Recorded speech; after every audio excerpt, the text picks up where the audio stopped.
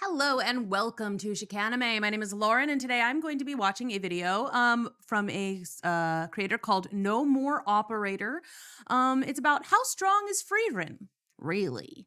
And I feel like this is a fun one because Jess and I we watched Freiren. We really enjoyed ourselves with it. I don't know much about this creator, but I'm interested to learn a little bit more about our favorite elf girl. I also would like to thank a couple of our patrons. So thanks to Aluminum Brain, thanks to Lewis Pull 5, thank you to Eric. I really, really do appreciate you all. Thank you for commenting. Thank you for watching the videos. Thanks for letting us know what we should do next. If you do want to see these videos early, you can head over to Patreon. That is where they live. The videos like this, the ones that are just like YouTube videos, those are available early, like usually about a day early, sometimes 2 weeks early. It depends. It depends. Those are available for $2 a month. If you want to get access to TV shows and movies, those are available starting at $5 a month, the unedited versions or uncut versions of those. And then if you want some of those early, that's available at like $10 a month. So some of that comes out like a week early, and then for $20 a month you can basically pick your poison. It's one of the perks for being a $20 a month subscriber, is that you get to basically choose anything and we'll watch it. So that's it. That's the plugs. And I don't want to waste any more time on that boring stuff, so let's find out how strong Freiren is. The main protagonist of the series, an elf that has lived for over 1,000 years and is famous throughout the world for being the mage in the party of heroes that slayed the Demon King, suffering from the massive weight of living for thousands of years and outgrowing any other life forms around her. Despite Freiren's polite and friendly nature, she tends to be a bit disconnected. Freiren is aware most humans around her won't last for long, and because of this different perception of time, she finds it hard to understand people. Even with 10 years of journeying with the party of heroes, Freiren felt like she barely knew them. Because of this altered sense of time, Freiren tends to have a very lackadaisical attitude, sleeping in often, getting lost in long tasks that may take months or even years simply because it's a blink of an eye for her. Her deep fascination and love for magic and all magic items makes her hard to reel in. But I love her. But I love her so much. And she's great. I love that she's like, I'm gonna take this cursed skull. Like, she's so easily like drawn into things and so easily pulled off task. And it's like, you'd think that maybe she would be a little bit more contained, especially because she's not especially loud or expressive a lot of the times. But like, no, girl is distracted like this. Especially when it comes to dungeon treasure or towns with a lot of magic shops. Most of the current party's journey consists of Freiren and friends performing odd jobs for grimoires of spells some might consider useless or have no grand value. However, most of this is due to Freiren's drive to attempt to understand humans in this phase of her life. After a reflection on her time with the party of heroes, she feels like she missed out on truly getting to know the people around her. Only as and her like, oh, he loved me and I think I loved him with Himmel. And it's like, oh no. I hope they get to, I really, really, really hope they have a conversation. I hope she can get to heaven and I hope they have that conversation and she's able to get that closure. They slowly died one by one to old age did she set out to meet them and realize her mistake. It's because of this, Freiren, despite always liking to travel alone so she can truly take her time, decides to take on Fern as an apprentice and add Stark as their warrior. As she spends more time with them, not only can she reflect on great memories with her old party and come to understand things that may have been lost on her earlier, Freiren even begins hastening her pace, as she wants to ensure her and her new party make the most of the time they have. When Ganao learns Freiren has a holy emblem during the first class mage exam, he refers to Freiren as the last great mage, which is truly an understatement when describing Freiren. Again, an elf that has lived for 1,000 years, Not only has Freiren had the chance to hone her skills to the maximum, she had amazing guidance through her mentor Flam. As we discussed before, the great mage Flam encouraged Freiren's pursuit of magic, and was the one who taught her the method of mana concealment we see Freiren continue to impart on Fern today. Being the student of the human mage who revolutionized magic for all of humanity leads to Freiren excelling in plenty of different aspects when it comes to spellcasting and mana control. One of the most important aspects to Freiren as a mage is her ability to learn and adapt mid-battle, and handle most, if not all, situations intelligently and with a level head. Much like other high-class mages and demons. I will say one thing I love about her is that, like, she's like, oh, I might die. And she is so calm about the whole time. Like, I love that. And it's like, that's probably part of the reason she's remained alive, is because she stays so calm all the time. Although this is one of those things, like, okay, people have been like on my ass because Jess and I did, like, we had a lot of bad stuff to say about Richter. We're like, ugh, well, this guy, we hate him. Like, and people are like, oh, it's just because, like, he mansplained something. I was like, no, it's because of this. Richter will kill them before he faces you. It's because Richter was so willing to kill some teenage girls. That is the reason that Jess and I really, really didn't like him from the start. And that's why when he started going like, well, I guess I'm gonna have to talk to you for I'm lecturing you, that's why we didn't care what he had to say. I mean, it is interesting, like the actual magic stuff that he was spouting and like the things that he was talking about is interesting to us. But we're like, we don't like him because he was so just like ready to kill a couple of teenage girls. That's the reason. People can get off my case about it. Sorry. Yeah, like, you know what? There are certain lines. I'm not going to just forgive you that quick for it. You know, you have to go through a character arc. If you're going to kill a child or be willing to kill a child, you have to be willing to go Jaime Lannister, you know, grow and not just continue to be an asshole. Anyway. Soapbox done.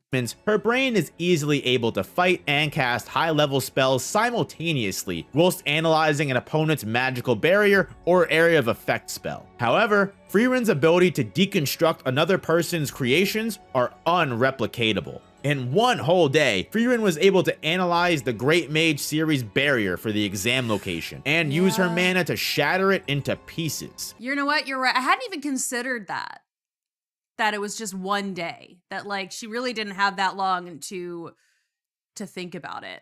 I kind of hadn't, I mean, I knew it was a really cool thing that she had done, but I hadn't really thought about just how cool. A feat that Ganao, the first phase proctor, had deemed impossible, considering Ciri's superior mana. Freiren is also able to completely parse through 100 years of Mock's memories in order to learn how to dispel his Diagold spell, something even the original caster Mocked was unable to conceive, doing something that no mage or demon could accomplish in almost a century. Considering Freiren, when her mana... I don't know who that is, so that's something that's a spoiler, apparently. Concealment is turned off and all restrictions removed, carries with her a stock of mana that is so massive it was enough to completely outweigh Aura, a demon in the 7 Sages of Destruction who had reigned for hundreds of years. There has been no mage to ever overcome a demon of that level in mana alone, at least not that we've seen yet. And these monsters aren't pushovers. There's a reason they survived well past the reign of the Demon King.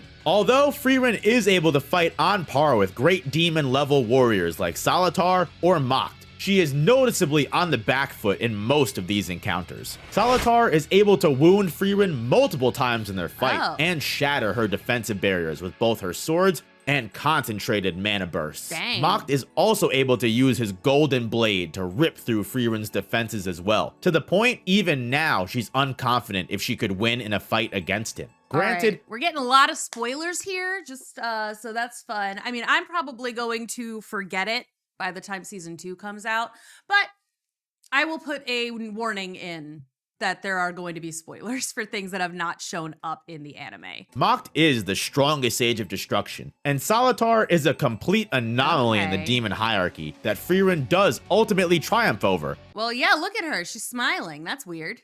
But it's clear this is Freiren's ceiling of strength at the moment. Regardless, achieving a level of magical power of that height puts Freiren on a pedestal higher than most human mages with their short lifespan could ever hope to reach. I mean, yes, Freiren has displayed only a minuscule of her true power in the series so far, as displayed by her secret ability that was almost unveiled against Fern in the second phase of the mage exam. Freiren has shown the use of strong offensive spells like Judra Jim, Destructive Lightning, or Volzanbel, Hellfire Summoning, which are devastating attacks that cover a large range of space and can easily rip through defensive skills if not properly blocked against. Zoltrak is also a common spell in Freiren's arsenal, as she knows better than anyone because of its somewhat new introduction to the world of magic. A lot of older mages and demons like her aren't able to respond and defend to it as quickly as other attacks. Freiren has shown more than enough destructive power to obliterate her own self with a point-blank attack spell. And when that doesn't work, her high battle IQ helps her adapt mid-fight. Freiren's understanding of the fundamentals, just like Fern, allows her to mold her fighting style into whatever is needed at the time. Which is really cool. A lot of people really have a hard time with that in general, and I'm just talking about just fighting. You know, I don't know anything about magical fighting, but I do know about like sparring with like fists, like hand-to-hand combat, and like with weapons. I do know something about that. So like it is, people get into ruts so fast. So being able to be flexible in that, those tend to be the people who win more often, or the people who are able to be a little bit more flexible. They might not be as like naturally gifted or not as strong or at, you know, whatever, but if they're flexible and they can read their opponent, they're more likely to win.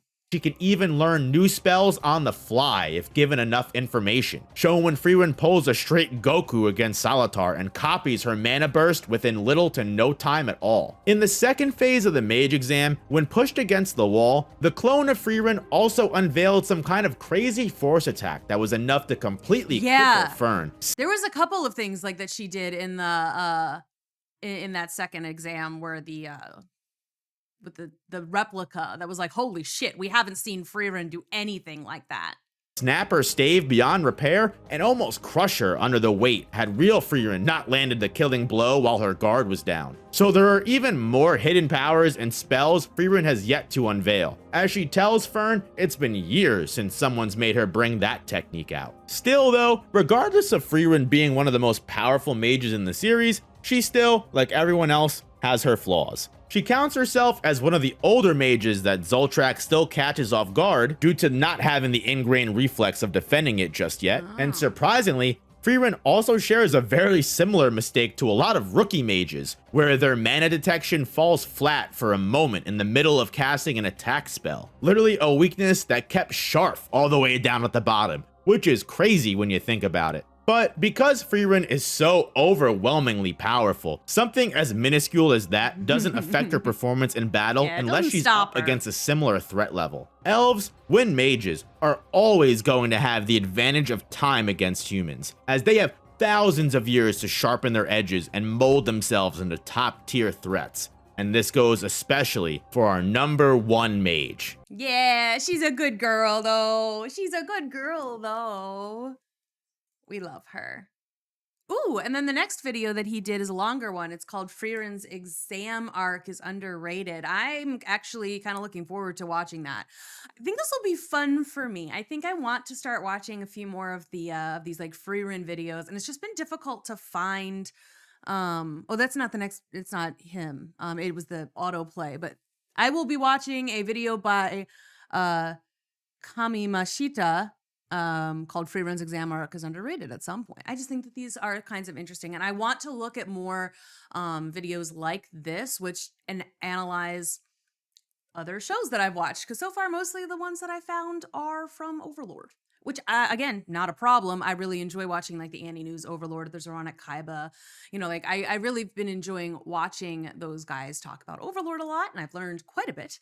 But it's been difficult to find like good videos about other things that I've seen. So I'm looking forward to it. I do hope you enjoyed it. And I will see you all in the next one. Bye.